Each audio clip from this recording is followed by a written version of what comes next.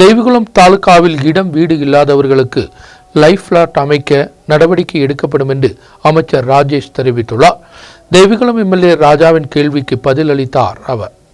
ഒട്ടമേഖലയിലെ ചിന്നക്കനാലും ദേവികുളവും മൂന്നാർ പള്ളിവാസൽ പഞ്ചായത്തുകളിൽ ഭൂരഹിത ഭവനരഹിത ഗുണഭോക്താക്കളുടെ എണ്ണം വളരെ കൂടുതലാണ്. സർ, എന്നാൽ നിലവിലെ വീട് അനുവദിച്ചവരുടെ എണ്ണം തീരെ കുറവുമാണ്.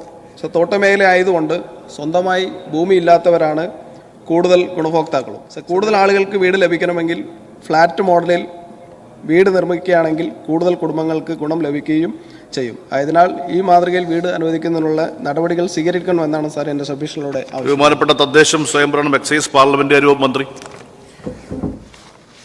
സർ, മൂന്നാർ ഗ്രാമപഞ്ചായത്തിലെ ലൈഫ് ഗുണഭോക്തൃ പട്ടികയിൽ ഉൾപ്പെട്ടിട്ടുള്ള 3509 ഭൂരഹിത ഭവനരഹിതരിൽ 97 ഗുണഭോക്താക്കൾക്കും ദേവികുളം ഗ്രാമപഞ്ചായത്തിലെ 3160 ഗുണഭോക്താക്കളിൽ 159 ഗുണഭോക്താക്കൾക്കും പള്ളിവാസൽ ഗ്രാമപഞ്ചായത്തിലെ 566 ഗുണഭോക്താക്കളിൽ 25 പേർക്കും ലൈഫ് ഭവന പദ്ധതിയുടെ ഭാഗമായി ഭൂമി ലഭ്യമാക്കിയിട്ടുണ്ട്.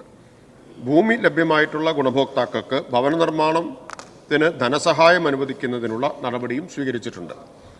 ഇടുക്കി ജില്ലയിലെ തേയില തോട്ടം മേഖലകളിൽ ഭവന നിർമ്മാണത്തിന് അനുയോജ്യമായ ഭൂമി കണ്ടെത്തുക എന്നത് ഏറെ ശ്രമകരമാണ്. തോട്ടം മേഖലകളിൽ ഭവന നിർമ്മാണത്തിന് അനുയോജ്യമായ സർക്കാർ പുറമ്പോക്ക് ഭൂമി കണ്ടെത്തുന്നതിനുള്ള ശ്രമങ്ങളും നടന്നു വരികയാണ്.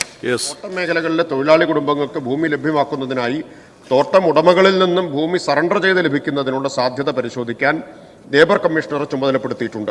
തോട്ടം മേഖലകളിലെ തൊഴിലാളി കുടുംബങ്ങളുടെ പുനരധിവാസം നിലവിൽ തൊഴിലും നൈപുണ്യവും വകുപ്പിന്റെ കൂടി സഹകരണത്തോടെ ഉറപ്പാക്കുന്നതിന് സാധ്യമായ നടപടികൾ സർക്കാർ സ്വീകരിച്ചു വരികയാണ്.